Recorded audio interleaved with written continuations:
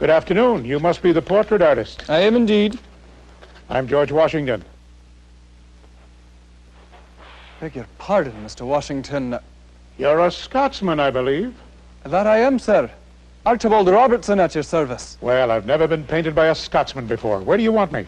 Near the window. The light will be lovely. I'll need all the help I can get, Mr. Robertson. Ach, I almost forgot. I have something for you. As I was leaving Scotland, the Earl of Buchan entrusted me with this gift. It's the Wallace box, sir. Carved from the great oak tree which sheltered Sir William Wallace after the Battle of Falkirk. Thank you. I'm greatly honored. Thank you. I'm just glad to have that box in your hands. Now for the portrait. Ah, yes, the portrait. You do this often, do you, Mr. Washington? Well, I don't want you to be discouraged, Mr. Robertson, but I've never been one to sit for a very long time. But I'll do the best I can. I can't ask for more than that. Being an artist, I couldn't help but note all the landscapes about the house. Well, Martha says that portraits are very popular, but I've always been very fond of landscapes. Well, why is that? Well, take this one over the mantel, for instance. It always reminds me of my boyhood. This area was a wilderness when I was a boy. I was raised on the Virginia frontier, and my first real adventure came when I was only 16. Lord Fairfax sent his nephew and me out with his surveying expeditions. We got lost in the Blue Ridge Mountains and met an Indian party carrying a real scalp. I have to admit, I was a bit frightened at first, but we offered them a gift of rum, and in exchange they danced a whooping war dance. The trip was exhilarating, and needless to say, I left part of my heart in the American West. Did you ever fight the Indians? Oh, yes, unfortunately, during the French and Indian War. I was captain of the Virginia recruits, and we were marching with the British regulars under the command of General Braddock. We were on a campaign to capture Fort Duquesne from the French, when suddenly our army was ambushed. It was chaos. All the officers were falling to the ground. My hat was shot off and bullets nicked my jacket. Then General Braddock fell, mortally wounded, and I was the only officer left. I led the surviving troops to safety and was declared an American hero. You were protected by the hand of Providence, Mr. Washington. You know, I believe you're right.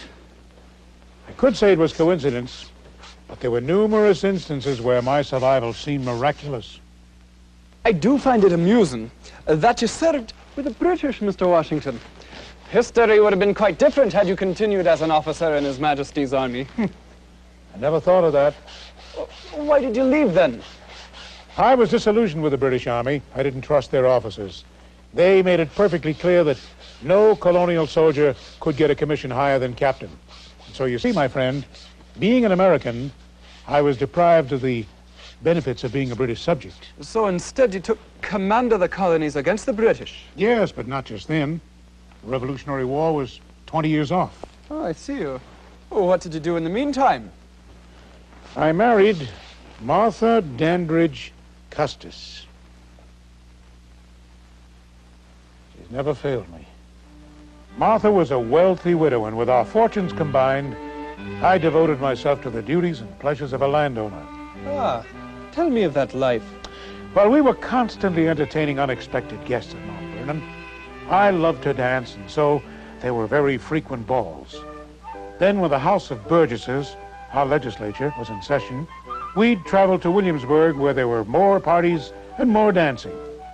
I was a member of Burgesses for many years. My neighbors insisted on my running each year because I knew so many prominent men. Although I always suspected it was possibly because of the ball I would throw for them after my re-election. But I truly relished the British tradition of the foxhunt. I enjoyed riding generally, and would be up before dawn, ride about the plantation, and often get down off my horse, roll up my sleeves, and work myself right along with the slaves. I noticed you keep slaves on your plantation. How can you do so when you're an advocate of liberty? In my youth, I never questioned slavery. It was a way of life.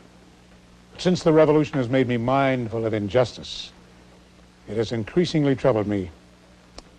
I have vowed never to sell my slaves and separate their families. In all events, after my death, I'll set them free and provide support for those that cannot work. I have strolled about the grounds. Mount Vernon is quite remarkable, sir. Like a miniature city, with a blacksmith shop, flour mill, weavers, masons, and carpenters, besides all the farmhands. I've told our overseers never to buy anything we can make. When I was first exporting tobacco to Great Britain through an English agent, I realized that our dependence on Great Britain for trade was a dangerous one. I became infuriated at the low prices I was offered for my tobacco and the high prices I had to pay for inferior British goods. I decided right then and there to stop growing tobacco. I decided to raise wheat and Indian corn for sale on the local market. I even advised other landowners to establish their independence by doing the same. Would you believe? I even supported a bill in the House of Burgesses limiting imports from Britain. Mr. Washington, what made you risk all of this? Your land, your wealth, and even your life to become commander of a renegade army. I refused to give up my rights. Rights essential to happiness. You might be interested in knowing, Mr. Robertson, that I was opposed to independence at first and disgusted with the early incidents of violence like the Boston Tea Party. I was hoping the British taxation was merely poor judgment on the part of the King's administration. But the Intolerable Act proved me wrong. Imagine closing Boston Harbor and sending a fleet of soldiers to enforce it. Now, that wasn't free government, Mr. Robertson. That was tyranny. Oh, sorry. But how did you ever think you could beat the British? They were the most powerful army in the world. I realized that the major battle wouldn't take place on the battlefield, but in the minds of the American people. If they would become supporters of their own rights, the British military would be of no avail. Still, you had to fight them. Yes, and fight them we did. Fortunately, we were able to surprise the British at Boston.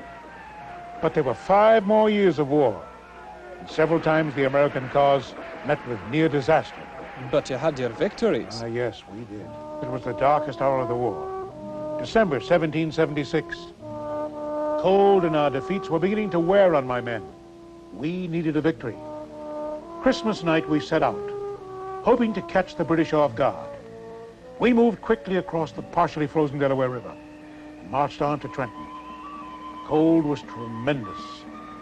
My men had the courage to match it. We surrounded the enemy camp and caught them completely off guard. The Hessians surrendered and we didn't lose a single man. Later, we won a similar battle at Princeton. These victories gave the Americans new hope and sent recruits flocking to camp next spring. What about Valley Forge the following year? My army, twice beaten, without proper food and clothing, were forced to set up winter quarters. The first 2 months were bitter and miserable. Could you insist that the citizens supply your troops? At gunpoint, by force? Oh, no. The British troops earned the hatred of the people by doing just that. As much as I would have welcomed their assistance, I refused to violate the rights of citizens. Was it your alliance with France that changed the face of the war? We needed aid and assistance from France, and men like Lafayette were a godsend. Unfortunately, communications were bad, since I didn't speak French, and most of their officers didn't speak English. But we managed to rally together at Yorktown, and I saw my chance to win the war. We moved swiftly. Speed was everything. We attacked Cornwallis, who never received his anticipated reinforcements, and he was forced to surrender. War was virtually over. You had to be the most popular and powerful man in the colonies, Mr. Washington. Why didn't you make yourself king? That was never my ambition. It grieved me when one of my officers even suggested it. I fought for freedom and against tyranny, Mr. Robertson.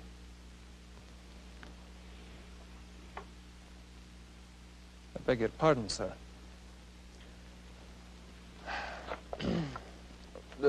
What did you do after the war? I returned to Mount Vernon and took up farming and tried to repair my fortunes again. I would have been happy to end my days right here. What lured you back to public life, then? I could see an exciting opportunity unique in modern history. The United States could match its military victory with a political one. We could prove to the world that a people's government could be successful. So, I left Mount Vernon and I went to the Constitutional Convention. Then you were elected president. Oh, yes. Everyone seemed to think I was the best man for the job, but I don't mind telling you, I had more anxiety about becoming president than I ever had about commanding a colonial army. Did you have great problems while being president? Great problems. My cabinet was divided on every major issue. Thomas Jefferson and Alexander Hamilton fought like cat and dog. Jefferson even resigned. How long were you president? 2 long terms, Mr. Robertson. Why didn't you run for a third term? I didn't even want to run for a second. But I had the desire to pass a stable and unified government on to the man who would succeed me in the presidency. I wanted the presidential succession to be decided at the ballot box. Can you see that, Mr. Robertson? This would be my final gift to the world. And so it was, sir. I'm hungry, Mr. Robertson.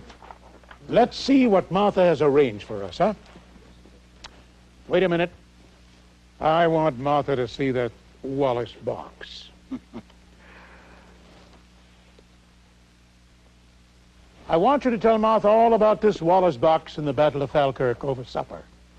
Martha will love that. Whenever we have friends over the house, my favorite place for conversations over the dinner.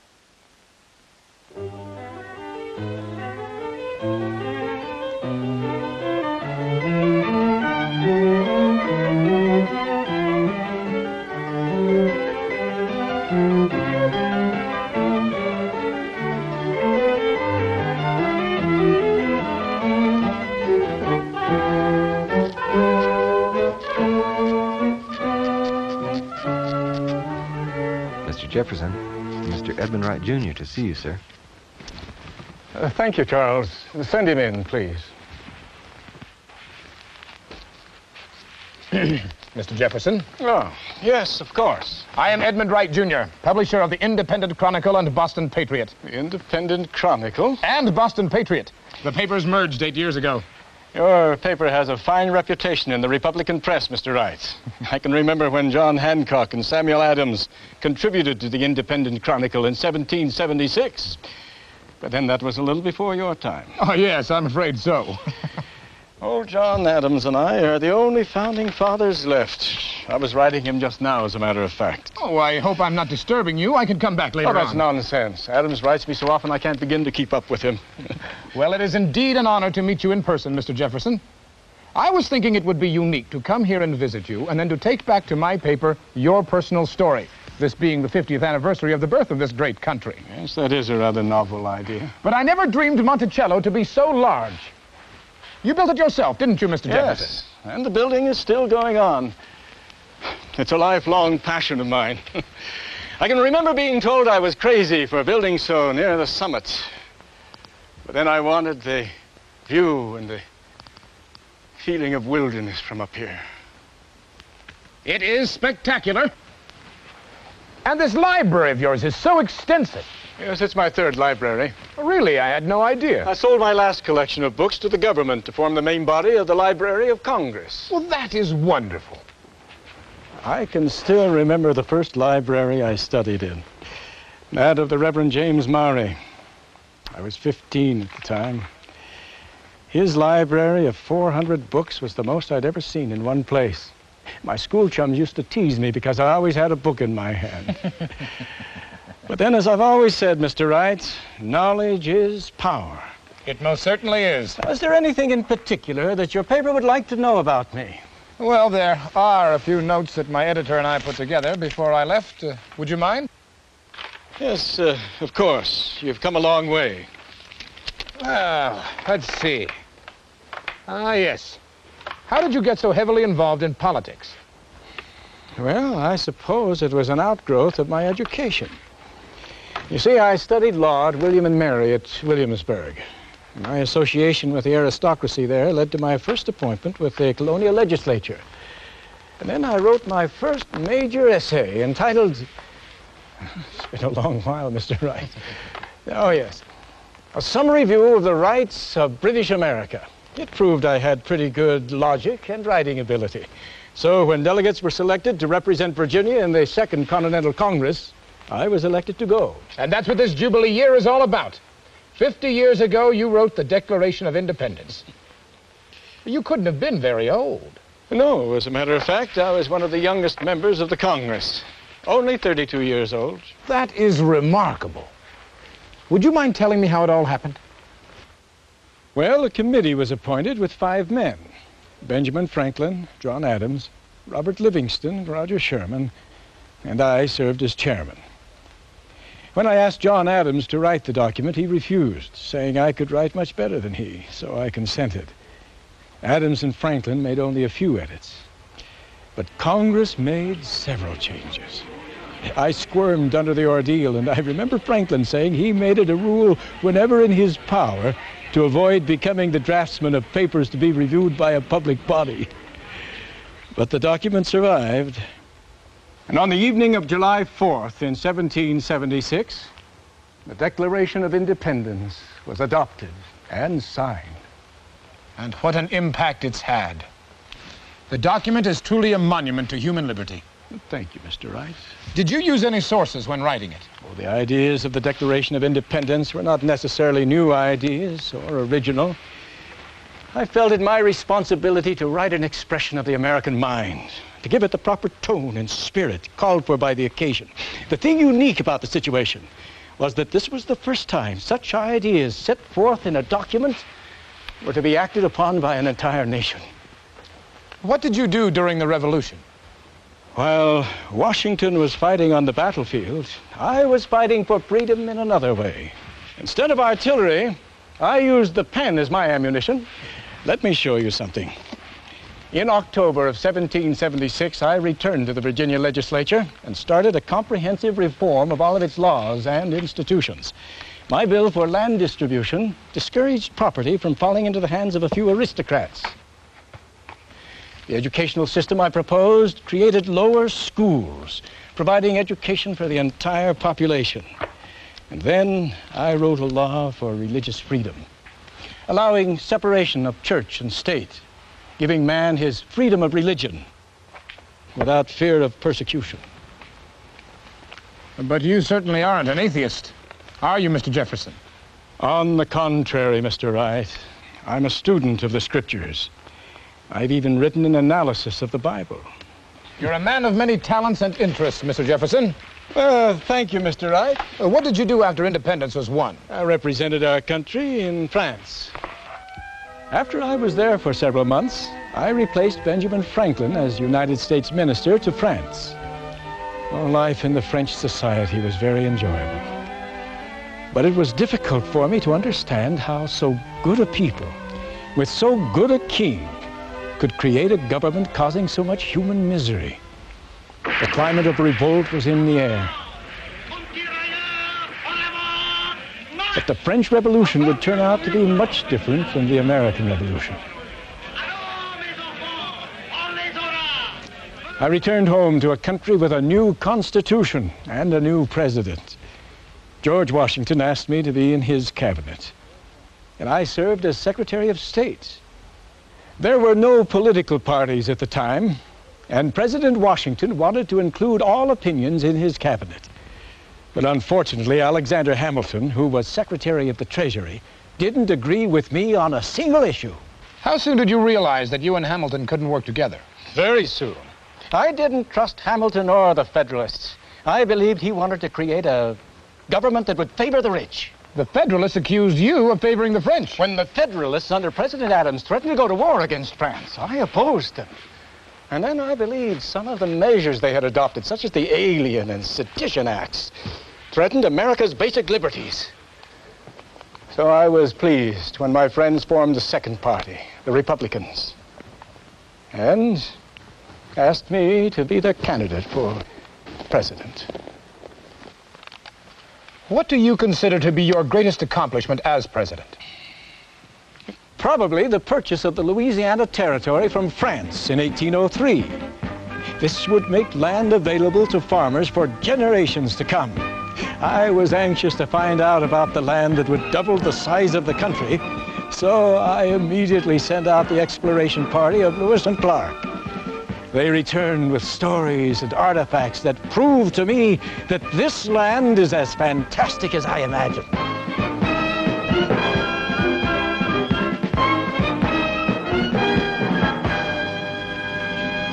It is my hope that this nation will continue to expand, creating an empire of more free and equal states until it shall fill the entire continent. Do you think all men will ever be free and equal? What about the Negro, Mr. Jefferson? Many people in the North are upset about slavery. During the Revolution, you were an eloquent spokesman for abolishing slavery. And in the 1780s, you helped keep it out of the Northwest. But lately, you seem to support its extension across the Mississippi. I wish I had an answer for you, but I don't. I do think slavery is wrong. And as president, I helped to outlaw the slave trade. But I could not continue to live here at Monticello without slaves. And I find it difficult to see how the black man can fit into our society. I continue to hope that future generations will find a way to end slavery. But in my old age, I have decided to work on a project I could do something about. So for the past several years, I've been working to build a university. Is it that handsome structure I saw on the way here? It most certainly is. The University of Virginia has become a reality. It has always been my theory that we must qualify the citizens to understand their rights and maintain them. If a nation expects to be ignorant and to be free also, it expects what never was and never will be. You know, Mr. Wright, I think we will yet form an aristocracy of talent. Would you care to go riding with me? Get a closer view of the campus? Well, I don't know. Well, you look as if you could use a bit of exercise, Mr. Wright. I go riding every day now. On our way down the mountain, I can show you some of my experimentations in the field. A scientific new method of crop rotation. Well, that will be interesting. And when we return, I will show you a few of my household inventions. That will be splendid. Your readers in Boston will get a view of Thomas Jefferson they've never known before.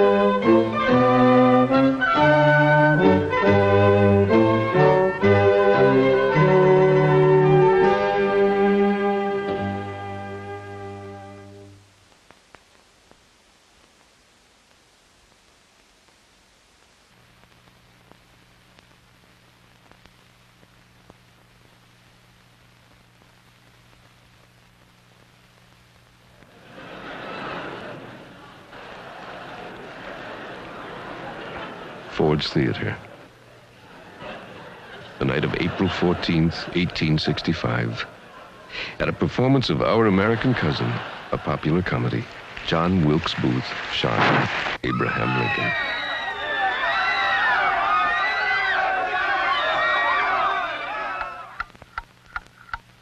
The president was carried across the street to the home of William Peterson, a tailor. His friends and family kept vigil with the doctors through the night, but it was clear he was dying. One of the most extraordinary men ever to be president of the United States had been fatally wounded by a fanatic.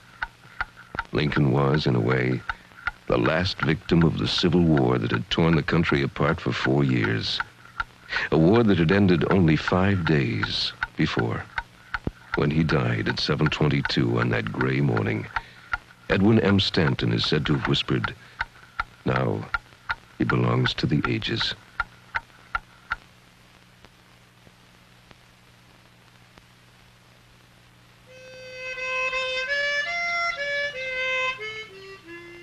Abraham Lincoln was born in a log cabin near Hodgenville, Kentucky on February 12th, 1809. His father was Thomas Lincoln and his mother, Nancy Hanks. He grew up on lonely farms. He had to do what every frontier boy did. It was back-breaking work, clearing, planting, helping with the chores. Young Abe had learned to use an axe, but he also yearned to read and write, despite the fact that his father, a poor man, needed him on the farm. My father taught me to work, but he never taught me to love it. For the next 9 years, Lincoln lived on a small farm. Despite his demanding father, he read every book he could borrow in any moment he could find. The things I want to know are in books. He watched preachers and how they could hold a crowd. He imitated them, and he also began to pick up the rough, folksy humor that delighted his friends all his life. He grew to young manhood in the wilderness, curious and ambitious. In March of 1830, Thomas Lincoln moved his family again to the windy prairie near Decatur, Illinois. Abe helped his father clear the land, build the log cabin, plant the corn. But it was time for a change. So in the spring of 1831, he hired out to a man named Denton Offutt to build a flatboat and take it to New Orleans. But the boat wasn't very far down the Sangamon when it grounded near a small town called New Salem. Lincoln was impressed.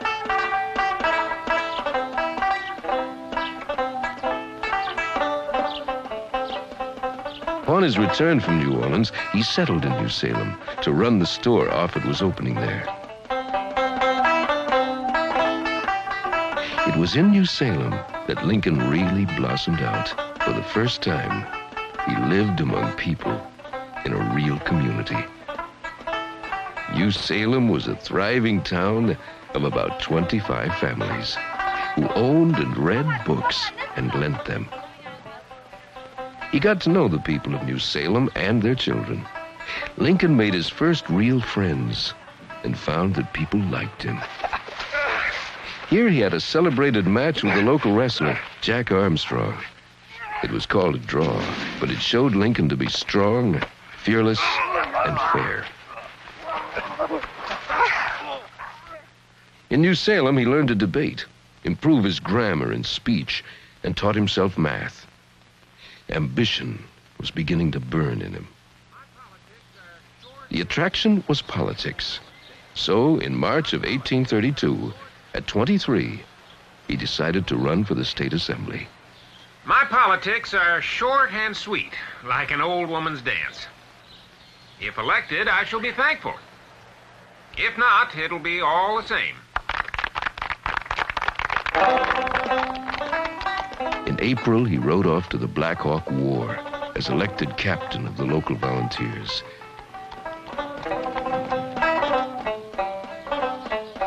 It wasn't much of a war, and Lincoln said about it, I had a good many bloody struggles with mosquitoes. I bent a musket pretty bad on one occasion. By late July, Lincoln was back in New Salem and took up his run for the Assembly again. He didn't win, but this setback spurred him to greater effort to improve himself. He decided if he was to succeed in politics, he had to learn the law. So he read the law. In the next 2 years, his training in the law helped him as a politician, and so did his faithful party service. In 1836, he was licensed to practice law and was re-elected to the State House. One of the policies he advocated was woman's suffrage.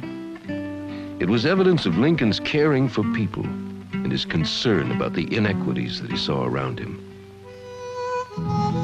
In 1839, he met Mary Todd. She was from a prominent slaveholding family in Lexington, Kentucky. A young woman, cultured and much admired. 2 years later, they were married.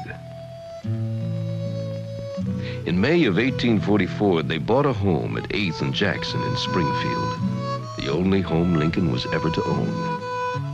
He and Mary had 4 sons in the Springfield house.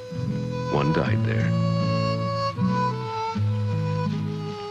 Lincoln rode the law circuit, tried cases, studied, and made long-lasting friendships in the next dozen years. In 1847, he took advantage of the growing strength of the Whig position and ran for the U.S. House of Representatives. He won a seat and spent 2 years in Washington. Again, he was a faithful congressman and party man. He made a small name for himself by opposing the then raging Mexican War, and his feelings grew more toward an anti-slavery position. Like many first-term congressmen, he felt he had little influence in Washington, so he returned to Illinois, depressed and bitter. He chose not to run again, but instead began to build his Springfield law practice. He was an astute lawyer.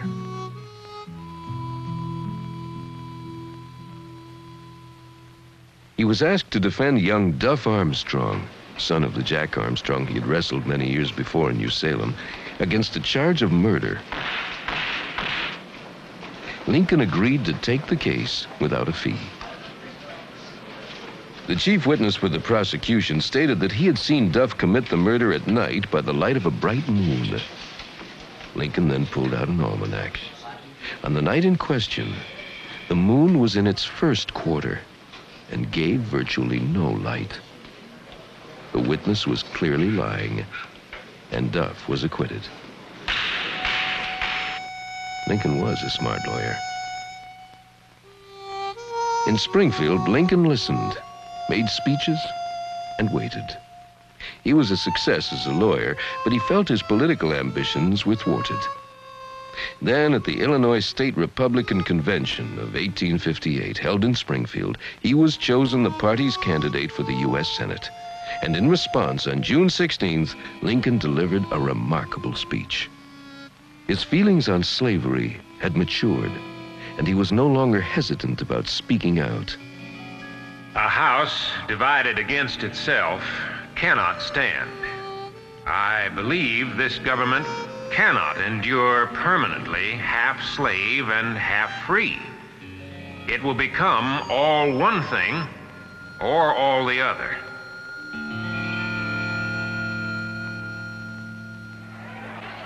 The House divided speech focused attention in Illinois and across the nation on Lincoln and his views on slavery.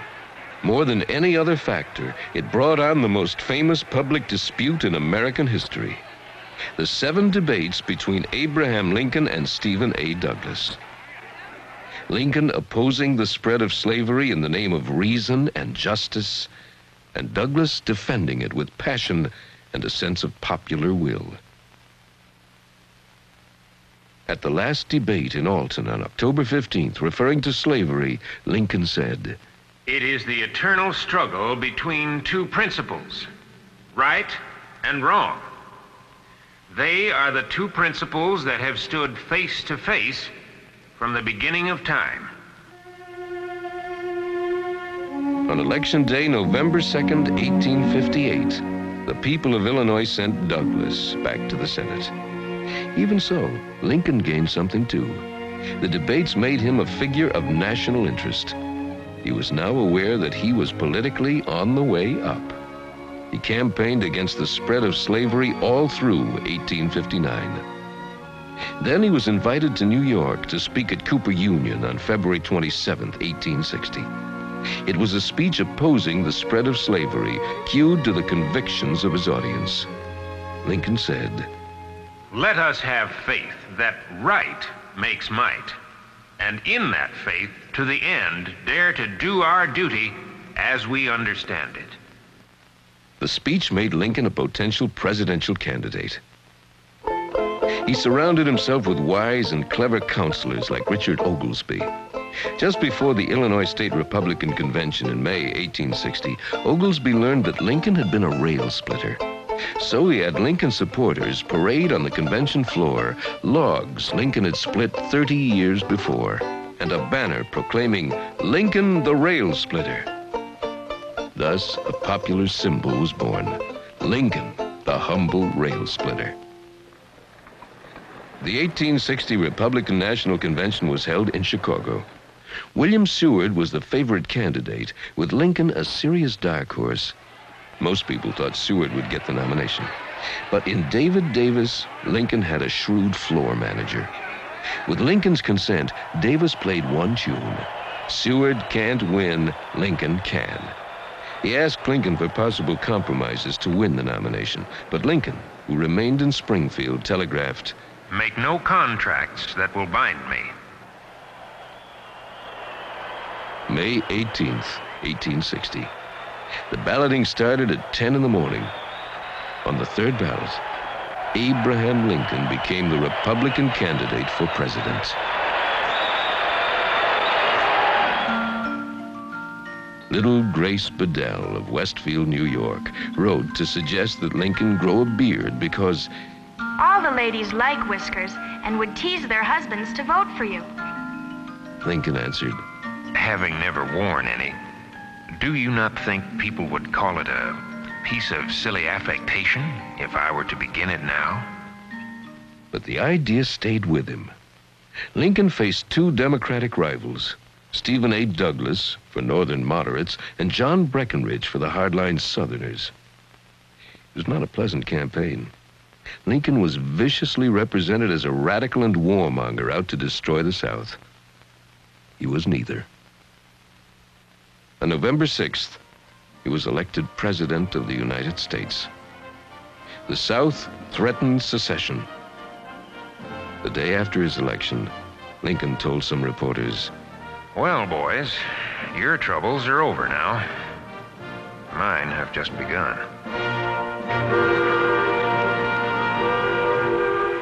Lincoln left for Washington from the Springfield Depot on February 11th, 1861, never to return again alive.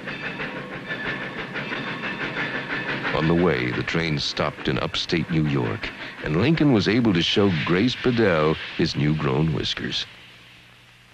On March 4th, 1861, he became the 16th President of the United States. 7 states had already seceded. In his inaugural address, he said, "In your hands, my dissatisfied fellow countrymen, and not in mine, is the momentous issue of civil war. The government will not assail you. You have no oath registered in heaven to destroy the government, while I have the most solemn one to preserve, protect, and defend it." The country was seething. Civil war was on every tongue. The first question was, should the garrison at Fort Sumter in the Charleston Harbor be reinforced or removed? On April 12th, Confederate batteries opened fire on the fort and answered the question. The Civil War had begun.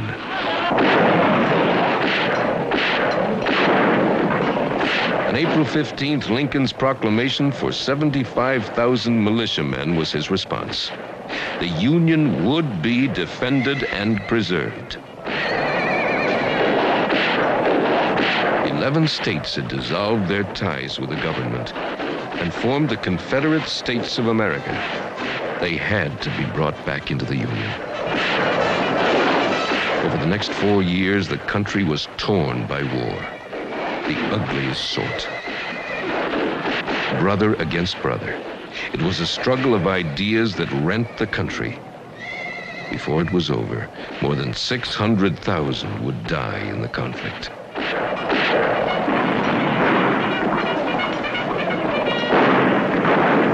By 1862, Lincoln concluded the nation could never be brought together again as long as it remained half slave and half free.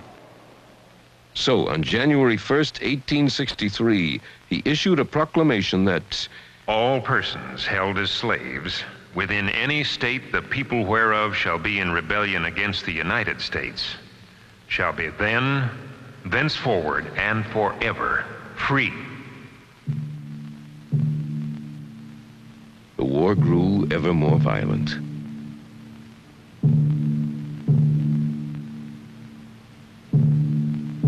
On November 19th, 1863, at the Gettysburg battlefield, Lincoln spoke words of solace and dedication that have become part of the tradition of our language. We here highly resolve that these dead shall not have died in vain, that this nation, under God, shall have a new birth of freedom, and the government of the people, by the people, for the people, shall not perish from the earth. The war was, as Carl Sandburg said, fought over a verb. Before it, you could say the United States are. After it, Lincoln had made it, the United States is. But the war was more than that. For the first time in our history, brother fought brother to rid us of slavery and finally make brothers of us all. The weight of all this was heavy on Lincoln's soul, and it showed more and more in his face. But his humor stayed ready and easy. Once, when people criticized him for telling jokes, he said, "Were it not for this vent, I would die.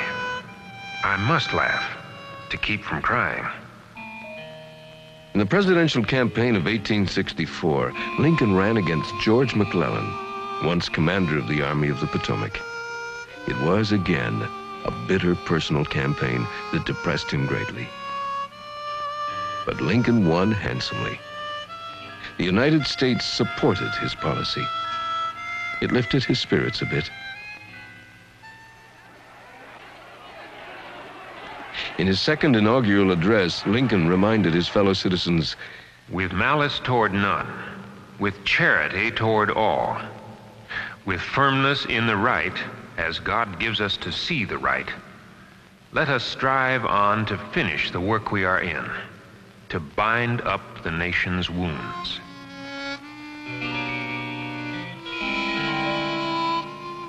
The war had started badly for the Union, then seesawed, and finally generals like Sherman, Sheridan, and Grant turned the tide. At last, on April 9th, 1865, at the Wilmer McLean House in Appomattox, Virginia, General Robert E. Lee surrendered to General Ulysses S. Grant.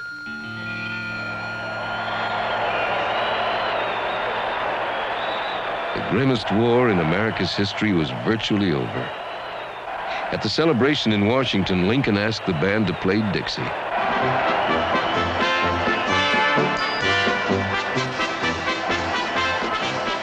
It was time to bind up the nation's wounds.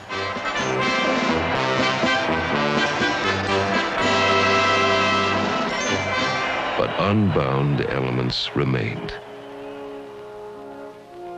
Less than a week later, Lincoln was dead. Lincoln holds a unique place in history. He is one of the very few political leaders admired and respected everywhere. Why? perhaps because of his unswerving faith in what he called the whole great family of man, as exemplified in the whole of a united America. He saw his life's work as a struggle to prove that men could govern themselves with justice for all the governed, for the good of their children and their children, and their children's children, and the countless myriads who should inhabit the earth in other ages.